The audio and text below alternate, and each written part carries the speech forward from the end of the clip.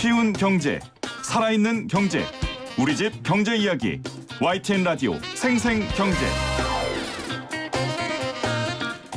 오늘 가장 뜨거운 경제 뉴스를 제일 생생하게 전해드리는 시간입니다.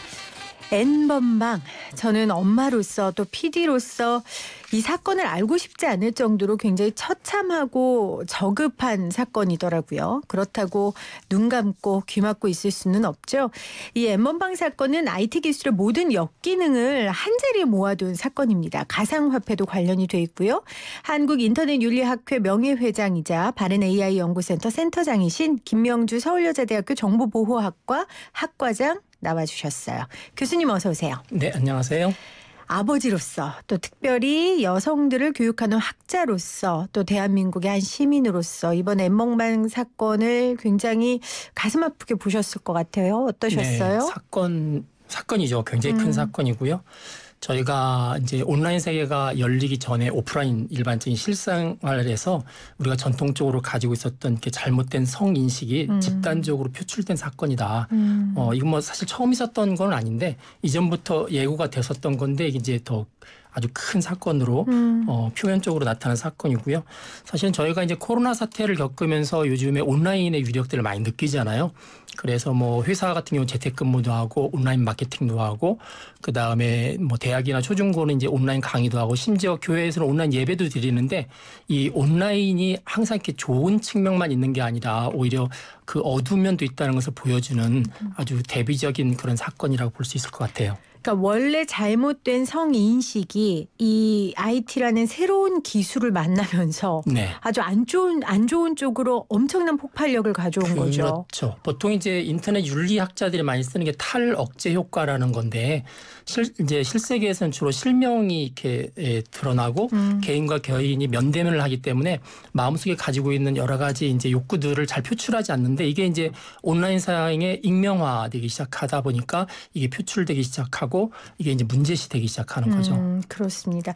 그 김명주 교수께서는 IT의 첫 번째 세대라고 할 수 있죠. 1세대? 거의 그렇다고 볼 수 있죠. 네네. 그 당시에 처음 IT 기술을 배울 때 공부할 때 이런 일이 일어날 거라고 상상 아예 그림도 못 그리셨죠? 그렇죠. 저희가 사실은 다른 나라보다는 좀 늦게 출발한 나라이잖아요. 네. 그래서 그 당시 이제 산업화, 정보화를 굉장히 많이 강조했기 때문에 IT는 어떻게 보면 우리나라를 이렇게 먹여 살릴 수 있는 새로운 전기로 생각을 했어요. 그래서 IT를 통해서 새로운 산업을 융성시키고 뭐 국민 소득이 증진되고 하는 일종의 성장의 동력으로만 생각을 했는데 이제 이 성장의 어두운 면 아까 이제 우리 앵커께서 말씀하셨지만 이렇게 역기능이죠. 역기능 측면들을 이렇게 많이 보지는 못했던 것 같아요. 근데 생각했던 것보다 더 빠르게 더 크게 나타나고 있다고 생각이 됩니다. 사실 김명주 교수님은 그런 부분에 대한 일찌감치 좀 우려 섞인 시각을 갖고 계셔서 네. 인터넷 윤리에 대한 목소리도 내셨고 한국인터넷윤리학회도 만드시고 함께 하셨던 걸로 알고 있는데 그래서 아마 이 사건이 더 씁쓸하면서도 사실 예고된 사항이었다라고 네. 생각하실 것 같아요. 그게 한 2년 전에 아마 기억하실지 모르겠어요. 그 합정동 스튜디오 사건이라고 혹시 기억하죠. 아시나요? 네. 네. 그래서 그 보통 이제 사진 작가들을 모아서 출사를 명목으로 해서 이렇게 모아서 모임을 만들었는데 거기에 이제 모델을 동원을 하잖아요. 그래서 그 모델을 이제 그 스튜디오 원장이 계약을 맺어서 유료 회원들 사이에서 사진을 찍게 하면서 거기서 이제 성희롱과 여러 가지 성착취가 벌어졌고 그때 찍었던 사진들이 유포되는 사건들이 발생을 해서 미투 네. 운동 연결됐던 걸로 기억을 하는데 그 사건이 정확하게 온라인판으로 재현됐다고 볼 수 있는 거죠. 네. 그렇네요. 네. 그러니까 오프라인상에서 몇 명이 돈을 내고 출사라고 하죠. 그렇죠. 그 모아서 사진을 찍었고 그걸 피해자 그러니까 동의 없이 맞습니다. 그 사진들을 유출시켰는데 지금 N번방 같은 경우는 온라인에서 그 일은 고스란히 일어난 그렇죠. 거예요. 네네네. 그리고 그 일을 해낸 그 플랫폼이 바로 텔레그램인데 텔레그램이죠. 일단 텔레그램이 뭔지 우리 청취자분들한테 좀 설명을 해주세요. 좀 우리나라 사람들한테는 많이 알려져 있지 않은데 네. 우리나라 사람들한테는 카톡이 제일 많이 알려져 있을 것 같아요. 네. 사실 카톡처럼 개인과 개인이 대화할 수 있는 일종의 이제 메신저라고 보통 부르는데 메신저 일종입니다. 그런데 이제 어떤 게 있냐면 카톡하고 차이점이 뭐가 있냐면 카톡은 저희가 두 사람이 대화를 하면 그 대화의 내용이 카톡 서버에 저장이 돼요. 그러다 보니까 본인이 스마트폰으로도 받아볼 수 있지만 PC에서도 받아볼 수 있는 게 그 서버에 있는 내용을 가져오기 때문에 그렇거든요. 네네. 그러다 보니까 이제 어떤 대화를 했고 뭐 누구고 개인정보니 뭐고 이걸 통해서 광고도 나가게 되고 뭐 여러 가지 회사에서 개인정보를 활용하니까 일부에서는 야 이런 개인정보를 메신저 서버가 가지고 있는 게 옳지 않다. 그래서 이제 서버 측에서는 개인정보를 거의 갖고 있지 않는 거죠. 네. 거의 갖고 있지 않고 카톡했던 대화들 자체도 남기지 않는 거죠. 네. 그러니까 개인정보 보호 측면에서는 굉장히 좋은 메신저 프로그램이고요. 앞으로 이제 그쪽으로 많이 발달하는데 그래서 이 텔레그램 같은 경우는 그 아주 대표적인 경우입니다. 그래서 그러니까 카카오톡 같은 메신저인데 카카오톡 똑같습니다. 같은 경우에는 서버의 모든 대화 내용이 저장되고 그렇죠. 그걸 통해서 개인 정보를 활용할 수 있는 여러 가지 산업으로도 번질 수 있는 네네. 그럴 수 있지만 텔레그램 같은 경우에 서버가 없기 때문에 그렇죠. 대화 자체에도 더 훨씬 더 내밀하고 은밀한 대화가 가능한 거죠. 그렇죠. 원래는 이제 그 정부의 정보 감시에 대항하기 위해서 만든 그런 소프트웨어라고 보시면 되는데 그래서 개인의 프라이버시 보호 측면에서 굉장히 좋은데 문제는 그 개인이 지금처럼 범죄와 연관된 경우 그 범죄자들을 추적하는 게 힘들다는 거꾸로 표현하면 그러니까 프라이버시 보호라는 거가 범죄자의 프라이버시 보호라는 이야기는 수사를 방해한다는 이야기가 되는 거잖아요. 그렇죠. 그래서 이제 이런 어두운 측면의 대화를 하는 사람들이 이런 식의 이제 프라이버시 보호를 위한 텔레그램과 같은 메신저로 옮겨가는 거죠. 네. 김명주 교수님은 또 이 보안 정보보호학과 교수시니까 텔레그램의 그럼 이 보안 굉장히 높은 수준이다라고 평가하시는 거죠? 현재로서는 굉장히 높고요. 심지어 이제 텔레그램 같은 경우에는 이제 해커들이 보통 해킹을 해서 들어오는 경우도 있는데 이 사람들이 한 20만 달러 상금을 두고 텔레그램 해킹을 하면 다 주겠다. 그런데 지금까지도 뚫지 못했던 보안 쪽에서 굉장히 튼튼한 그런 소프트웨어고 특이한 게 이 텔레그램은 비영리입니다.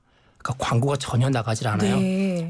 그래서 그럼 수입을 어떻게 얻어요? 현재로서는 이제 그 설립자 중에 한 사람이 이렇게 펀드를 끌고 갔어요. 그러니까 이런 그 인터넷상에서 공개적으로 모든 사람이 쓸 수 있고 프라이버시가 보장되는 거에 취지에 이제 찬동하는 그런 펀드를 끌고 와서 지금은 이제 그거로 운영을 하고 있습니다. 그렇군요. 네네.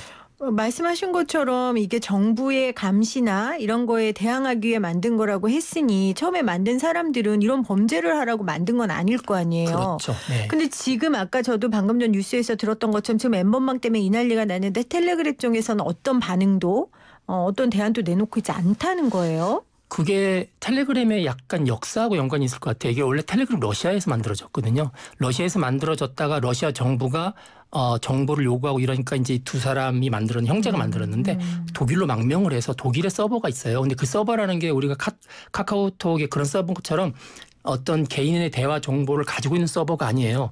그러다 보니까 일종의 이제 그쪽 회사 입장에서 볼 때는 도대체 그 안에서 무슨 일이 일어났는지 그 대화 자체의 내용도 갖고 있지 않기 때문에 본인들이 개입할 게 사실 없는 거죠. 뭐 기껏해야 사용자들이 누군지 이 정도의 데이터만 갖고 있고 네. 아까 말씀드렸던 것처럼 프라이버시에 관한 정보를 전혀 갖고 있지 않거든요. 개인에 관해서. 할 수 있는 게 없는 거군요. 할 수 텔레그램 있는 게 쪽에서는. 사실은 없는 거죠. 우리가 보통 이제 뭐 카카오톡에서 문제가 생겨서 카카오톡 서버를 뭐 이렇게 데이터를 압수한다든지 그게 가능한 이유가 거기에 유용한 정보가 있으니까 그런데 텔레그램 사실은 그렇게 유용한 정보가 있지 않는 태생적으로. 아니 그리고 제가 아까 뉴스에도 또 봤을 때 지금 동시에 텔레그램에 탈퇴하자 막 이런 운동들이 일어난다고 하는데 그게 별 의미가 없어요. 별 의미가 없네요. 광고를 안 받는다면서요. 왜냐하면 이거 비영리 메신저죠. 그래서 아마 텔레그램 같은 경우는 우리나라 사람들이 이렇게 많이 쓰지 않고요. 카톡을 제일 많이 쓰죠. 네, 텔레그램과 이 카톡 사이 정도 되는 게 스냅챗이라는 게 있습니다. 오히려 지금 우리나라 초등학생들은 스냅챗을 많이 써요. 그러니까 부모님들이 어린아이들이 카톡을 써서 부모님과 카톡방을 공유한다는 이야기는 약간의 아이들의 효맨십이고 자기들끼리는 스냅챗을 많이 씁니다. 스냅챗이 뭐냐면 똑같은 이야기인데 메시지를 보내고 나서 보낸 메시지를 삭제할 수가 있어요. 그러니까 증거가 없는 거죠. 그런 측면에서는 이제 그런 식으로 이렇게 옮겨가고 있기 때문에 그런 부분을 쓰지 않겠다고 그럴 때도 뭐 회사 입장에서는 사용자들이 원해서 쓰는 거지 뭐 자기들이 광고 수입을 올리거나 그러면서 쓰는 게 아니니까 광고에 뭐 막대한 지장을 받는 것도 아니잖아요. 그러니까 그게 대단위로 어떤 거부 운동을 한다고 그럴 때 텔레그램 입장에서는 별로 뭐 사용자도 그렇게 많지 않을 뿐더러 뭐 수익 구조에 별로 영향을 주는 게 아니기 때문에 그렇게 큰 효과는 없을 거라는 생각을 합니다. 앞으로도 기술은 발전할 것이고 이렇게 비밀스러운 메신저들에 대한 욕구가 더 높아질 것이기 때문에 스냅챗 같은 것들이 계속 생길 거란 말이에요. 네. 그러면 쌀로 밥 짓는 소리 같고 공연불 같지만 결국은 이걸 사용하는 사람들의 윤리가 굉장히 중요한 건데요. 그렇죠. 왜냐하면 좋은 동기에서 사실 출발했고요. 아까 이제 텔레그램 같은 경우는 비영리라고 그러지만 그 소스 코드라고 그러죠. 만들어서 소스 코드 이렇게 오픈시켰습니다. 누구든지 또 더 개선시켜라 이렇게 약간 공익적 측면에서 나왔는데 이게 이제 칼의 양면이죠. 유용한 면도 있지만 이제 나쁜 면도 있기 때문에 결국은 사용자들의 의식에 문제가 있을 것 같고 그다음에 그 사용자들이 구성하는 사회 전체적인 공감 그거에 대한 이제 공감 내지는 문화 형성이 굉장히 중요한 것 같고요. 그럼에도 불구하고 지금과 같은 범죄와 연관이 되면 결국은 이제 최소한의 부분들은 법으로 막아야 되는 그러니까요. 거죠. 네네. 그러니까 인터넷 윤리 운동을 계속 해오신 입장에서 네. 결국은 법이 강화돼야 되는 게 아닐까라는 생각을 이번 일을 통해 더 굳건하게 하실 것 같은데요. 저는. 네, 그러니까 법이 만능은 아닌데 네. 윤리라는 게 사실 이제 예를 들어서 윤리라는 거는 사람들의 어떤 도리잖아요. 그러다 보니까 그렇죠. 어길 수 있다 보면은 기껏해야 비난 정도죠. 양심의 가책과 비난 정도인데 이게 계속 반복되면 사회나 국가나 개인한테 피해를 주게 되니까 결국 국가가 개입을 해야 되는 거. 그래서 결국 이제 법이 필요한데 문제는 법이라는 게 그냥 빨리빨리 움직이는 게 아니라서 예를 들어서 지금 텔레그램에 어떤 동영상이 올라와 있는데 그 피해를 막기 위해서 법에 호소할 경우에 이 법의 절차라는 게 사실 시간이 많이 걸리거든요. 네. 그래서 보통 저희가 이제 법 가운데서 임시 조치라는 걸 해요. 빨리빨리 할 수 있도록. 이제 그런 부분들에 대한 부분이 법은 또 역시 느려요. 현재까지는. 그래서 그렇게 피해자들을 빨리 구제할 수 있는 시스템도 같이 갖추면서 그거를 이제 시민단체라든지 여러 가지 민간들이 자율기구들을 만들어서 좀 대응할 수 있는 네. 그런 것도 같이 해야 되지 않을까 생각을 하고 있습니다. 법 이야기 하셨으니까 전에 교수님 제가 모셔서 그 개망신법이었나요? 아, 네네. 그 개인정보법 관련한 네, 이야기. 통과했죠. 네네, 우리 네네. 했었잖아요. 이번 이 문제도 그게 같은 얘기가 될지는 모르겠지만 이번 이 근데 문제도. 그 시청자분이 개망신법이라고 하면 아시나요? 아시죠? 그때 우리 설명했잖아요. 애청자들은 방송에 아실 적합한 거예요. 용어인지 잘 모르겠어요. 줄임말이니까요. 네네. 줄임말이고 결국 통과됐으니까 네. 개망신은 안 당했잖아요. 네네. 그게 개인정보 그다음에 뭐였죠? 네, 신용법 그다음에 정보통신망법. 네, 그렇게 해서 우리가 개망신법이라고 네네네. 불렀는데 지금 이 N번방에서도 문제 중에 하나가 개인정보를 너무 쉽게 범죄를 저지르는 사람이 얻어서 네. 악용했다는 거예요. 네네네. 이런 개인정보법도 조금 더 보강돼야 되는 거 아니에요, 그러면? 좀 다른 부분인가요? 아니 맞습니다. 맞는 이야기인데요. 뭐 예를 들어서 지금 뭐 그 사회 공익요원이 그 일종의 이제 정부 시스템을 뒤져서 뭐 데이터를 가져왔다 이런 이야기도 있고 네. 뭐 여러 가지 있기 때문에 아마 이 사건을 수사하다 보면은 결국은 여러 가지 형태로 사회적인 허점들이 노출이 될 것 같아요. 그게 이제 결국은 개인정보보호로 이제 들어가는 거라서 지금 데이터 3법이 이제 통과가 돼서 본격적으로 이게 활성화되기 전에 이제 똑같은 문제 발생을 합니다. 합법적으로 인정받았지만 개인정보 문제도 발생을 하고 그다음에 이런 범죄에서 악용하는 부분을 또 어떻게 막을 것인가 하는 부분도 발생을 해서 앞으로 갈수록 개인정보에 관한 이제 법적인 제재 조치는 더 많이 필요하고요. 그리고 그에 따른 책임. 그러니까 특히 이제 어겼을 경우에 대한 책임 문제죠. 지금도 그렇죠. 뭐 솜방망이 처벌이다라는 이야기 나오는데 거의 선진국 수준으로 이런 부분을 어기거나 개인이 범죄했을 때 그냥 대충 떼우고 나올 수 있다는 게 아니라 이거 한번 어기면은 그냥 인생이 망하는구나. 회사가 도산이 되는구나. 할 정도까지의 조치가 같이 이제 강화가 돼야 될 것 같습니다. 아니 N번방의 피해자들은 뭐 인생이 완전히 망가진 거잖아요. 그러면요. 그거는 상상할 수가 없죠. 아니 그런데 네. 이런 일을 저질러 놓고서는 그 사람의 인생이 망가지지 않는 이거는 뭐 이해는 이 눈에 눈이 이런 이야기가 아니라 이건 정말로 평등하고 공평한 형벌이 있어야 된다고 저는 보거든요. 아주 적합한. 그렇죠. 뭐 그런 퀴즈들이 있어요. 10억을 줄 테니까 1년간 교도소 갔다 올래? 근데 우리나라 젊은이 50%가 갔다 오겠다고 합니다.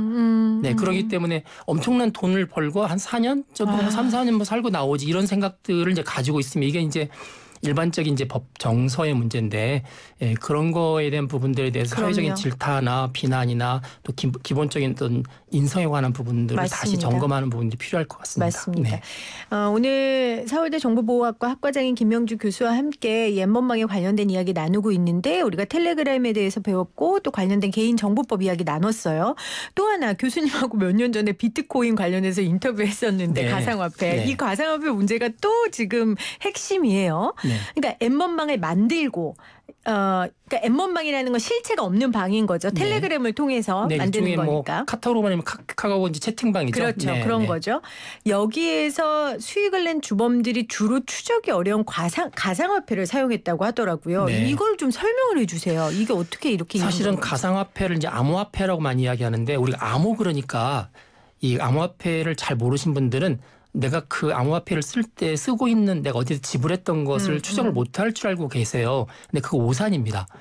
사실 이제 암호화폐라는 게 이렇게 인터넷 온라인상에서 거래가 되는 화폐거든요. 네. 뭐 비트코인이라든지 뭐 이더리움이라든지 이번에도 이제 나오기는 했지만 모네로라든지 여러 가지가 있는데 원래 암호화폐 자체는 이제 거기 지갑이 있어요. 지갑이 있어서 개인 지갑에서 또 상대방의 개인 지갑으로 직접 송신하게 되면은 사실 추적이 불가능해요. 그 지갑 자체를 압수하기 전까지는. 그런데 대부분의 사람들은 거래소라는 걸 통해서 합니다. 그렇죠. 예, 주식시장처럼 거래소를 통해서 사고 팔아서 제3자한테 송신하기 때문에 거래소에는 기록이 남아요. 기록이 남겠죠. 네, 그래서 이번에도 아마 텔레그램 자체에서 수사에 협조를 하지 않더라도 이 비트코인과 같은 암호화폐, 이 전자화폐를 거래했던 거래소 우리나라 보통 여러 개 있는데 보통 한 4대 거래소 가운데 대부분이 이제 거래가 집중돼 있으니까 4대 거래소 안에 소위 말해서 이제 이 지갑 사이에 오갔던 기록을 추적하면 충분히 할 수 있고요.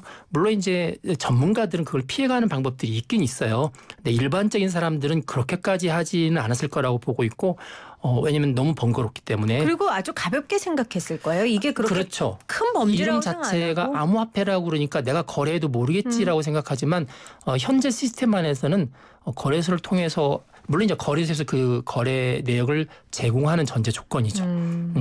거기서 제공을 하지 않으면 추적이 불가능한데 뭐 대부분 이제 이게 범죄 사건과 연관돼 있기 때문에 제공을 할 거라고 보고 있고 아마 그거에 의해서 추적이 가능하다고 보고 있습니다. 지금 4대 가상자산 거래소에서는 N번방 참여자 색출에 적극 협력하겠다고 밝힌 상황이에요.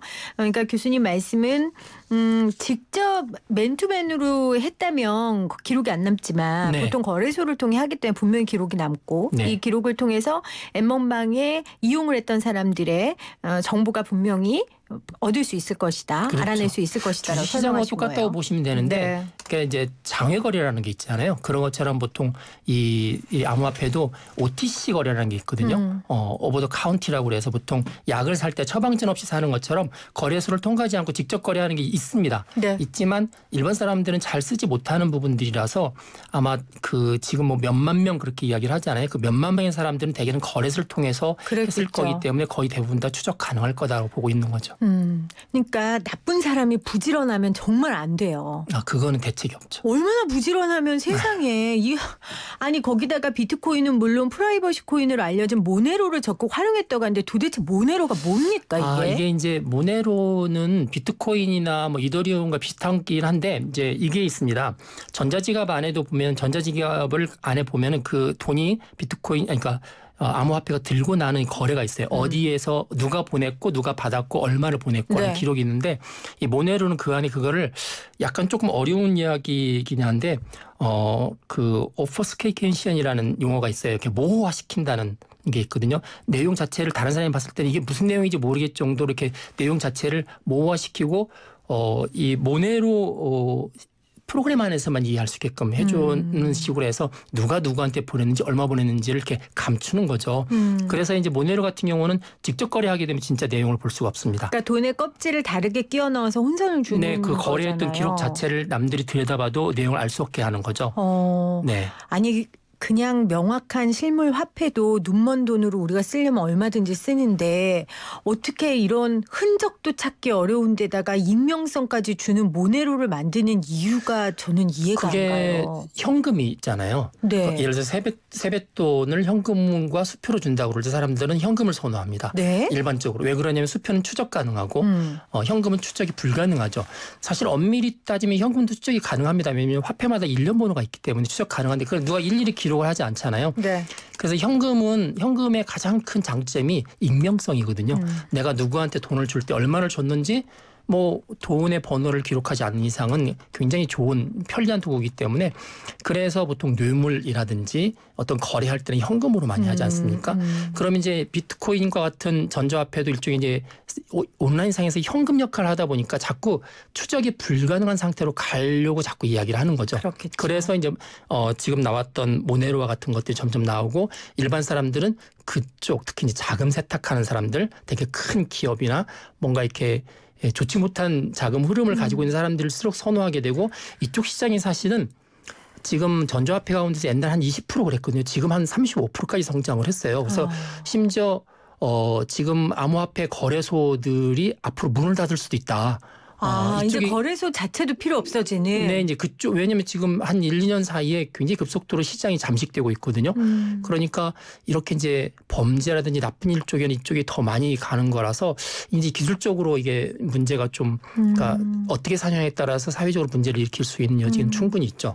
우리가 금융실명제를 하게 된 이유도 네. 지하실에 검은 돈도 막자고 했는데 이제 그런 것 아무 의미 없어지는. 그래서 중국에서 네. 이를 일반적인 민간이 하는 암호화폐를 금지시키고 중국의 중앙은행이 디지털 화폐를 하겠다고 공식적으로 한 거죠. 왜냐하면 컨트롤해야 되기 때문에.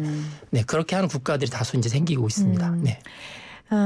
인터넷 윤리 전문가, 가상화폐 전문가, 정보보호 전문가로서 이 세계에 지금 다 걸린 사건 N번방. 이렇게 이 얘기로 마무리했으면 좋겠어요. 수사하시는 분들이 딱 이거 하나만 조금 염두하고 수사의 방향을 정해라. 전문가로서. 지금 결국 이제 수사는 결국 증거 중심이잖아요. 네. 그러니까 증거를 확실히 잡아야 되고 제가 볼 때는 그 텔레그램에서 어떤 것을 얻어내기는 쉽지 않다라고 저는 생각을 하고 있고 왜냐하면 거기 국가마다 법을 적용하는 영역들이 달라지기 때문에 그래서 결국은 이제 거래소를 통해서 얻어야 되는데 문제는 이게 이제 공개하겠다라고 이야기를 했잖아요. 이 공개에 따른 부분들의 파장들이 상당히 있을 것 같다는 생각을 해요. 그래서 이제 국민들의 법정서, 법감정에 좀 맞게끔 해야 될 것 같고 현재로서는 굉장히 강하잖아요. 그렇죠. 네, 그렇죠. 형벌을 내릴 때 국민들의 법정서에 맞게 해라. 네. 그 말씀 근데 이제 주셨고요. 또 그런 부분들은 법을 전문하신 분들 입장에서는 그렇죠. 또 뭐 그렇지 않다고 말할 수 있는데 어떤 그런 부분을 잘 헤아려서 이번이 큰 이제 사건인데 이번을 통해서 이런 일이 재발하지 않도록 하는 게 대단히 중요하다는 생각을 합니다. 이렇게까지 해서 다시 뭐 1년, 2년 뒤에 뭐 2020년에 N번방 사건을 봐라. 왜 그때 그렇게 처리하지 않아서 이런 일이 또 발생하지 않았느냐라는 이야기가 없도록 잘 처리했으면 좋겠다는 생각을 하게 됩니다. 네, 그리고 정보보호 전문가로서 하신 말씀은 텔레그램은 수사의 방향을 잡는다 해도 별 효율성이 없을 것이다라는 저는 이제 그렇게 보고 있습니다. 말씀해 주셨습니다. 네, 오늘 서울여대 정보보호학과 학과장인 김명주 교수와 함께 N번방에 관련된 여러 가지 이야기들 나눠봤습니다. 교수님 고맙습니다. 고맙습니다.